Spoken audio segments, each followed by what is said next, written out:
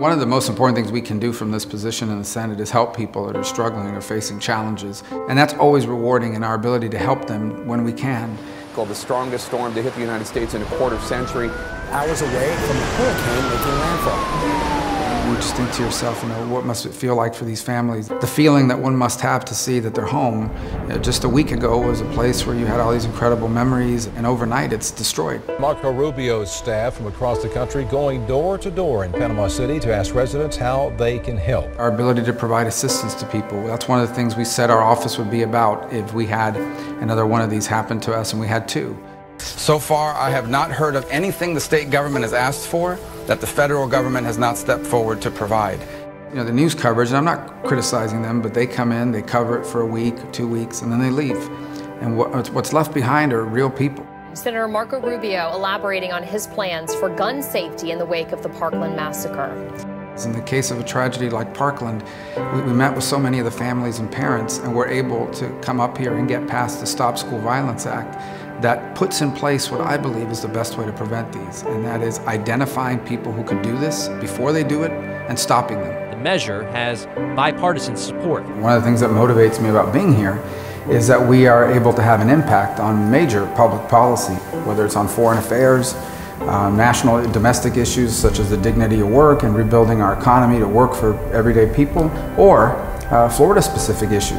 Families are frustrated tonight trying to find good treatment centers to help their loved ones kick their habit. I think about the sober homes that are impacting Palm Beach County. We were down there a few months ago. We toured these neighborhoods where they were opening up these group homes that were basically taking advantage of people who had an opioid addiction problem. We were able to pass a law that make patient brokering a federal offense, so now we can go after these people that are literally selling these patients. That came from the community. It came from the community, it came from the state attorney in Palm Beach County, and to see an idea that came from that be brought up here and turned into law and signed by the president is tremendously fulfilling. The chance to play a role in tax reform. We came out with our ideas on the child tax credit 4 years ago, but to know that now the child tax credit is going to give families across America more money at the end of the year of their own money, to be able to have achieved that. These are real working families who are struggling with the rising cost of living. It isn't going to solve all their problems, but it's going to make their life a little bit better. Military veterans groups are applauding the law President Trump signed yesterday. If you're a veteran, and how veterans, so many of them in Florida, have had difficult experiences with the VA, and no one's been held accountable for that. And we passed a law that allows those senior executives that are not doing a good job to be fired. It's brought more accountability to the VA, and I hope ultimately improvements in the way they offer assistance. An algae emergency and some much needed relief for local businesses suffering from that crisis. The Everglades is a national priority, and it is a statewide priority. The progress we've made on Everglades restoration, it is going to pay dividends in the long term. My children, my grandchildren, my neighbors' children and grandchildren, even our generation is going to live to see a day when the Everglades is stronger than it is today, and all the threats it faces, and what that means to all of Florida.